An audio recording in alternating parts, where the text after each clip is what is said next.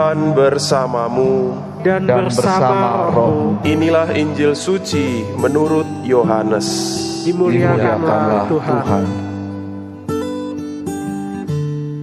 Dalam perjamuan malam terakhir, Yesus menengadah ke langit dan berdoa bagi para pengikutnya. Bapa yang kudus, bukan untuk mereka ini saja aku berdoa, tetapi juga untuk orang-orang yang percaya kepadaku oleh pemberitaan mereka, supaya mereka semua menjadi satu, sama seperti Engkau, ya Bapa, ada di dalam aku dan aku di dalam Engkau, agar mereka juga di dalam kita, supaya dunia percaya bahwa Engkaulah yang telah mengutus aku.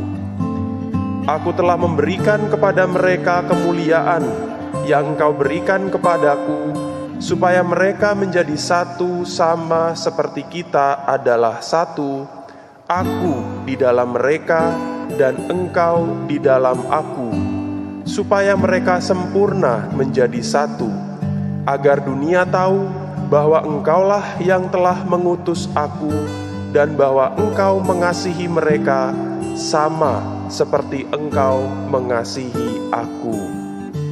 Ya Bapa, aku mau supaya dimanapun aku berada, mereka juga berada bersama-sama dengan aku, yakni mereka yang telah Engkau berikan kepadaku, agar mereka memandang kemuliaanku yang telah Engkau berikan kepadaku, sebab Engkau telah mengasihi aku sebelum dunia dijadikan. Ya Bapa yang adil, memang dunia tidak mengenal Engkau, tetapi aku mengenal Engkau, dan mereka ini tahu bahwa Engkaulah yang telah mengutus aku, dan aku telah memberitahukan namamu kepada mereka, dan aku telah memberitahukannya supaya kasih yang Engkau berikan kepadaku ada di dalam mereka dan aku di dalam mereka. Demikianlah sabda Tuhan. Terpujilah Kristus.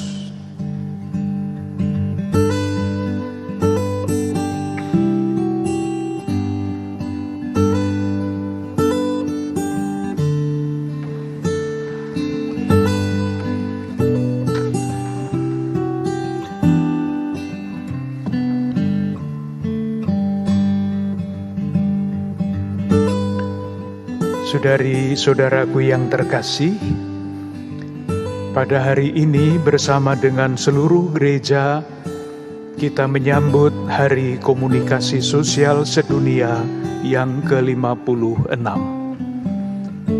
Bapa Suci memberikan pesan kepada kita dengan judul Mendengarkan dengan Telinga Hati.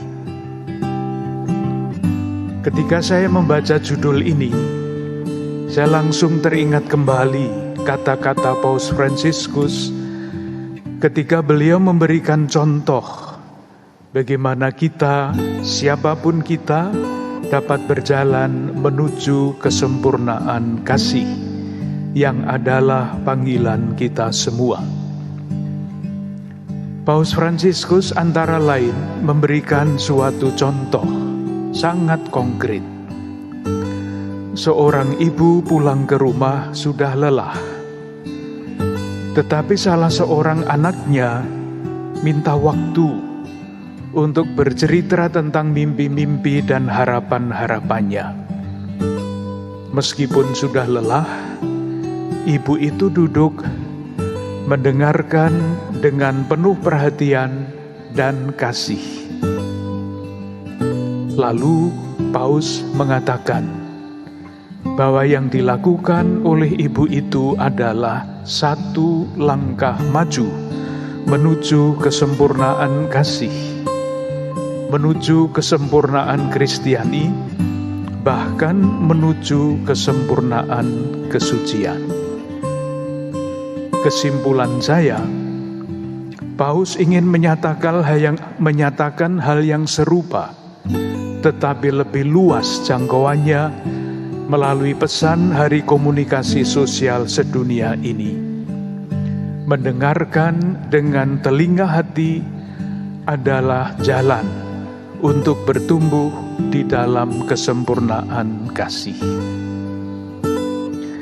Saya juga langsung teringat akan akhir kisah perumpamaan tentang penabur sebagaimana diceritakan oleh penginjil Lukas. Saya kutip, "Yang jatuh di tanah yang baik itu ialah orang," bukan firman, orang, "yang setelah mendengar firman itu menyimpannya dengan baik dan mengeluarkan buah dalam ketekunan." Perumpamaan ini adalah pesan bagi kita agar kita menjadi pendengar firman yang baik dengan menyimpan firman itu di dalam hati, mendengarkan dengan telinga hati agar kita dapat ditaburkan menjadi benih yang baik dengan mengusahakan hidup yang berbuah. Saudari-saudaraku yang terkasih, ketika sampai pada tahap ini, muncul pertanyaan di dalam diri saya. Bagaimana caranya kita dapat mendengarkan firman dengan telinga hati kita? Di dalam istilah bahasa Jawa, tentunya ada juga di dalam bahasa-bahasa daerah yang lain, dinamika dasar ini diungkapkan dengan kata-kata ini, 3 kata, neng, ning, nung. Neng berarti meneng, dalam bahasa Indonesia diam. Ketika kita diam, semua pengalaman hidup kita mengendap. Dan ketika pengalaman hidup kita itu mengendap, batin kita, mata, dan telinga hati kita menjadi wening, ning, bening.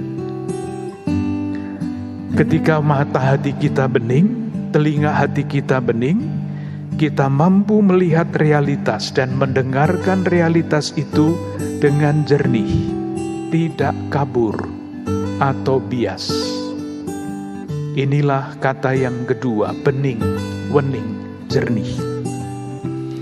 Ketika batin kita bening, kita dapat mendengarkan kehendak Allah, menemukan kehendak Allah di dalam suatu peristiwa atau apapun yang melintas di dalam hidup kita. Itulah arti kata yang ketiga, nung, singkatan dari kata tunung, yang dengan mudah dapat kita artikan sebagai kehendak Allah. Saudari-saudaraku yang terkasih, dengan mendengarkan dengan telinga hati, kita akan dimampukan untuk membaca kegelisahan sosial yang selalu menyertai hidup manusia sepanjang zaman. Dan di dalam kegelisahan itulah Allah ingin menyampaikan kehendak-Nya. Kegelisahan seperti itu juga dimiliki oleh Yesus dan diungkapkan dengan sangat pendek di dalam doa yang Ia ucapkan sebagaimana dikutip di dalam Injil yang tadi dibacakan. Rumusannya sangat pendek. Memang dunia tidak mengenal Engkau.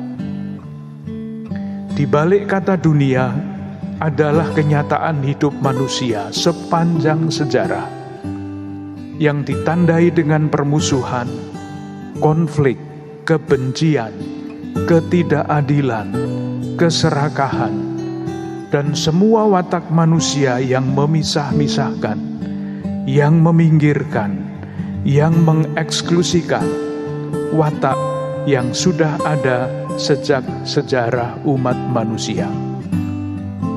Dan bahayanya sekarang ini adalah watak seperti itu dengan mudah menjadi daya perusak yang semakin dahsyat kalau kita salah menggunakan alat-alat komunikasi sosial yang semakin modern.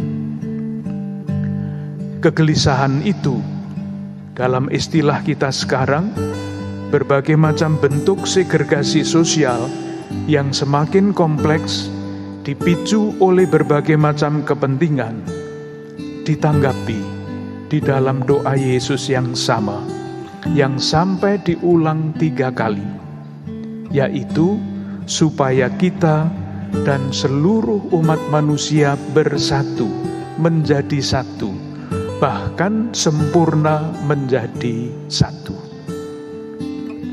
Ketika kita pun pada zaman ini mendengarkan dengan telinga hati kegelisahan sosial umat manusia zaman ini masih sama dengan yang menjadi kegelisahan manusia pada zaman Yesus hidup, dan ditanggapi oleh Yesus dengan berdoa agar kita semua menjadi satu.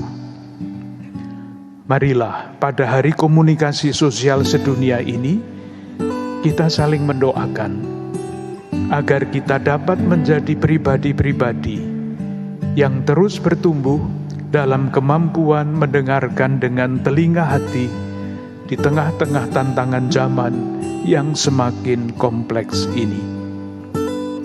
Mendengarkan dengan telinga hati di tengah-tengah keluarga kita, di dalam masyarakat dan bangsa kita, di dalam gereja kita, sehingga kita dapat menjadi benih-benih yang baik yang ditaburkan di tengah-tengahnya, menghasilkan buah yang berlimpah, menjawab kegelisahan zaman kita, gereja kita, bangsa kita. Moga-moga dengan terus bertumbuh di dalam kemampuan untuk mendengarkan dengan telinga hati secara konkret, kita pun mampu menggunakan, memanfaatkan alat-alat komunikasi sosial modern untuk mempersatukan, bukan yang sebaliknya. Dengan harapan itu, marilah kita lanjutkan ibadah kita.